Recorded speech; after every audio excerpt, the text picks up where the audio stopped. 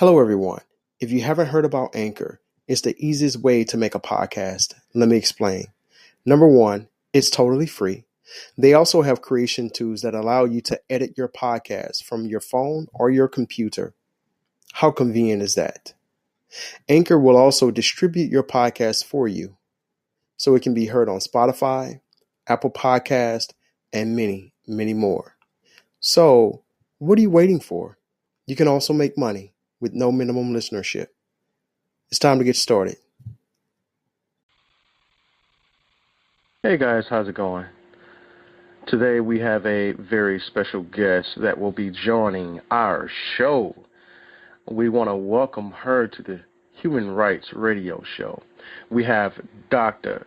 Sharita Yazid N.D, who is a holistic lifestyle consultant, specializing in Iridology, Reiki, Detoxification, Nutritional programs, weight loss, Herbal solutions, holistic mind, body, and spirit consultations, African dance instructor, founder of ACAWF,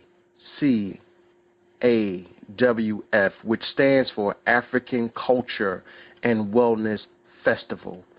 She is also founder of Vegan All-Star. She's a chef, Vegan All-Star chef. Oh my gosh.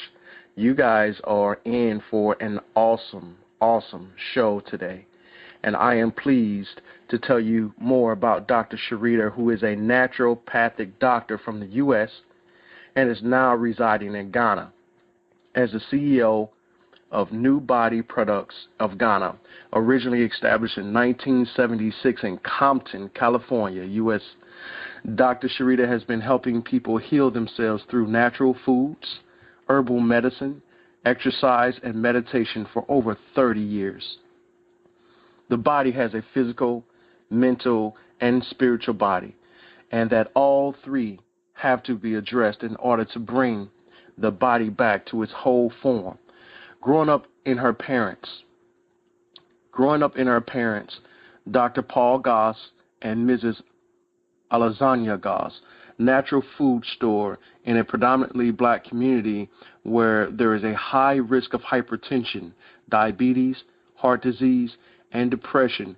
She saw the need to continue her parents' work of healing the community through holistic methods. Dr. Sharita's journey as a healer started with her father, Dr. Paul Goss, who is a world-renowned master iridologist and naturopath, and also founder of New Body Products. Dr. Sharita uses a variety of healing modalities to identify the imbalances in one's body to determine what programs to put her clients on. As a child, this is a quote from Dr. Sharita, as a child, I grew up in a household of holistic healers. I've been vegetarian since the age of 2 with a little backsliding here and there. I suffered with chronic bronchitis, which made it hard for me to function as a normal child. As a result of eating vegetarian, taking herbal medicine, and playing sports, I was able to control this ailment. I'm ageless, have 6 healthy children and 4 grandchildren. I am a life-aholic, passionate about African dance, energetic, and ready to take on the challenge of helping Africans heal globally. End of quote. Dr. Sharita, as I told you guys from the very beginning, she is a phenomenal woman and a great asset in the communities. Whatever she touches, it flourishes. It's a gold mine, and she has done just that. She has touched the hearts of many around the world. She has paved the way for many of us around the world. Dr. Sharita has made media appearances on TV3 Sunrise Morning Show every Saturday morning live since April 2012, teaching the healing benefits of natural food.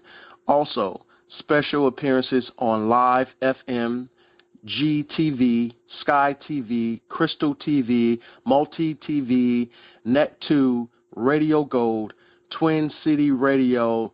She's going to have to correct me on the pronunciation of this name. Twin City Radio Takoradi, XFM and Aseda FM Takoradi in Ghana.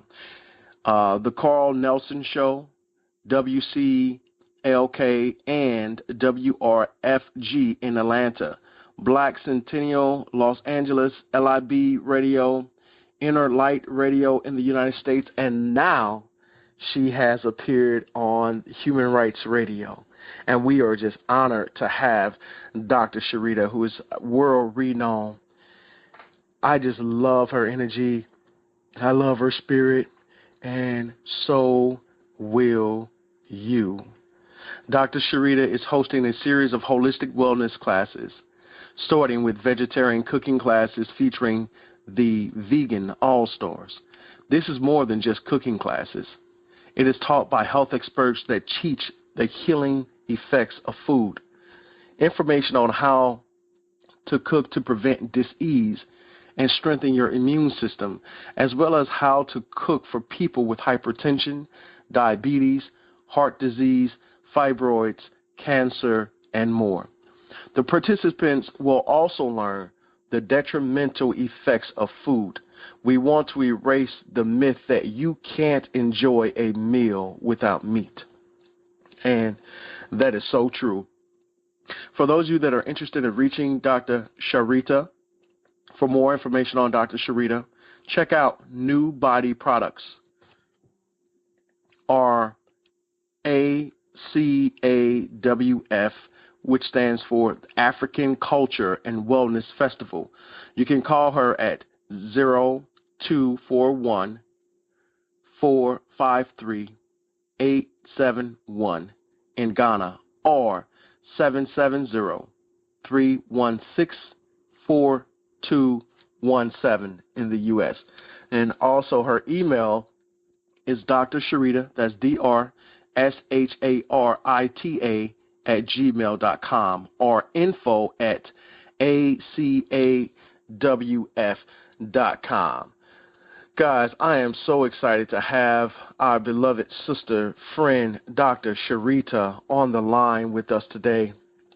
And I'm sure that you are as well. After hearing this magnificent background on our beloved sister, I want to now go to the line and bring her in. Dr. Sharita, how are you? Greetings. I'm wonderful. I'm great. Wow. I think the show's almost over, right? I think no, we're only just... I'm like, did I do all of that? Doctor, it is a pleasure and an honor having you on the show. Yes, it's a pleasure to be on your show. It's always an honor to be able to share with the family. Yes. Absolutely. Absolutely. So I've shared just a little bit of information with our family about you and some of the initiatives that you have going on. And I tell you, I am just truly amazed at the great work that you have only just begun. Yes, it's true. It's true. It's still a work in progress, and it's still a lot to do. And as a healer, you know, during this time, we all have to step up. All of us that are healers, we all have to step up because it's a lot of work to do. This is true. No rest for the weary, I tell you that. And so right. You founded Vegan All-Stars and the other organizations that we mentioned. So take us back to the beginning. Take us back to the very beginning.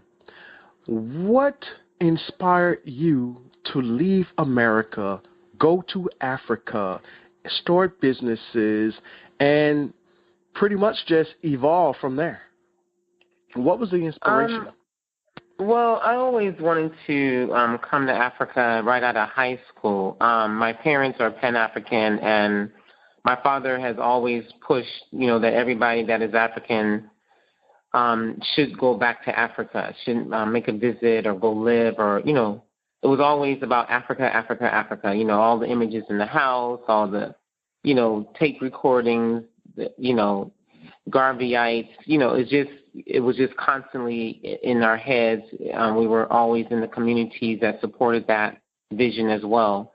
So it was just always part of us, you know, because living in America or Americant, it's just one of those things where, as a black person, you just get tired of, the same thing. It's just we go through phases. We think that we're okay. We think we arrive, and then, something else happens, and then, we're back in the same position, after 400 or 500 years. So after a while, I'm thinking, there's no point in trying to, be here and try to change all of this. I'd rather just come to Africa where